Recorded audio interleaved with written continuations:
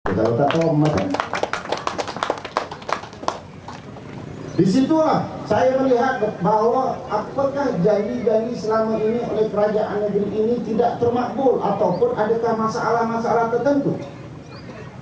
Bila dikupas selepas itu sudah bagi itu tuan-tuan sendiri maklum apa yang berlaku sekarang. Maka dengan itulah di atas keinsafan dan kesedaran ini kita terangkan kepada rakyat negeri Selangor melalui Selangor atau melalui SSD yang dipanggil Selamatkan Selangor Darul Ihsan.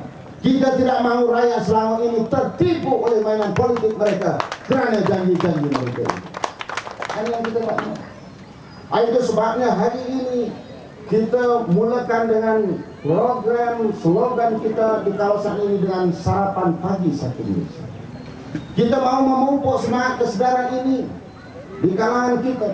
Apakah kita mahu negeri Selangor yang kita bina begini baik yang sudah maju, di Isytihar Maju tahun 2005 hancur kerana perangai-perangai mereka, pemimpin-pemimpin mereka yang hanya berkepentingan untuk tidak membela rakyat dengan janji-janji sekosong mereka. Itu saja. Gerai. Gerai itu habis, itu dapat notis. Gerai baru-baru dapat notis ni. Dapat notis ni. Saya kata kenapa dapat notis? Adalah dia saja buat alasan berbang. Saja alasan kecil diperbesarkan. Balai ni ada tadika kemas dapat notis. Apa salah dengan balai ni orang belajar? Masa kita merintah dulu apa yang dia buat tak pernah pun kita nak berhati kianat dan macam-macam, tak pernah. Kelas-kelas tadika mereka pun tak ada lesen, kita pun diam saja, kita pun tak cakap. Tapi hari ini dia tak tengok, tak boleh tengok kita senang. Ni kalau ni kadang-kadang buat program macam ni, macam-macam halangan. Dia kata dulu menegakkan negara demokrasi. Nak bercakap pun tak boleh. Sampai Allah laki rakyat di sini sedang kena potong si boleh mengatur. Tak boleh nak cakap. Cakap sikit potong lelah. Cakap sikit gantung. Dulu cakaplah dia banyak, kutuklah kita kat mana, tak pernah kena gantung. Tak kena potong lelah. Hari ni siapa cakap nasib baik tuan-tuan ni tak jadi wakil rakyat, tak kena potong lelah. Kalau jadi tuan-tuan kat kedai kopi tu tahu macam tu. Tu cara potong lelah, potong kaki sekali kan. Begitulah dahsyat, bisa kata dahsyat. Saya khawatir kalau ini tidak diperbetulkan, di mana nanti kita akan berada? Di mana kita akan? Itu sebab konsep satu Malaysia yang diilhamkan oleh Yang Amat Berhormat Perdana Menteri ini harus didukung dan disokong. Memang orang kata konsep satu Malaysia, adakah ini konsep sama rata, sama rasa? Memang konsep itu sama rata dan sama rasa. Tidak ada siapa pun yang akan tertinggal dan akan yang dipinggirkan, tetapi melalui termaktub dalam perlembagaan negara.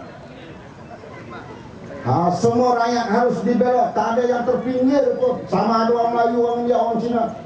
Jangan sekali-kali memainkan isu perkauman setelah kita nak menuju ke arah negara yang maju. Kita nak berdiri sama, tetapi mengikut arus-arus yang tertentu, mengikut hak-hak yang tertentu. Tidak ada siapa yang berkecil hati, tidak ada orang yang nak bermusuh hati, tidak ada yang berprasangka buruk di antara satu dengan yang lain. Itu yang kita nak.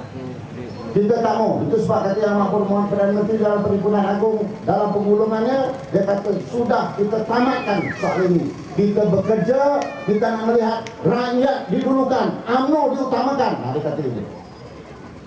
Bermakna perjuangan itu diutamakan, rakyat didulukan, tak kira sesat. Itu yang ditendaki. Hari ini kita bukalah kepada tuan-tuan dan puan-puan sebagai sarapan satu Malaysia ini supaya berbalik, kita bersama-sama bekerja sama balik antara satu dengan lain. Permasalahan kita ada ketua-ketua di dalam kawasan kita. Di sini ketua-ketua anu cawangan ada, ketua-ketua MIC, MCA, ya PPP. Datuk Lawi Ken tadi ke salam sebab dia kata pukul 9 dia terpaksa pergi program ke sekolah sebagai pegawai penyelaras Parlimen. Bekerja juga Dia kata tak apa, pergilah dulu. Yang penting dia datang menyemuk kat sini. Sampai ni kita ingat Datuk Loy Yun Ping, walaupun dia kalah dulu, sekarang dia jadi pegawai penyelaras parlimen. Ya, bekerjasama. Tidak ada lagi soal sesiapa yang boleh terpinggir dan tertinggal. Cik Usop ada, Cik Amit kita ada, media besar Azman ada. Mana siapa lagi? Cik Pandian ni, orang kuat bola sepak sini mana? Cik Ustaz Zainal Khamis, orang mati, beritahu dia. Lagi siapa? Ustaz Zainal Khamis ni, mana?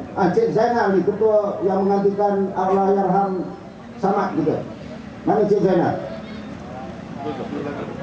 Tu. Orang meninggal Ustaz Zainal Khamis, tengok hari ni. Mana dia? 3 kereta jenazah estima pula ni.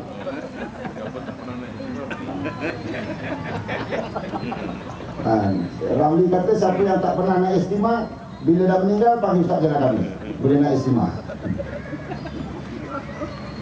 Kita sediakan. Kemudian kalau orang Cina di sini ada tuan, dia ada online. Berapa nombor dia? 2600.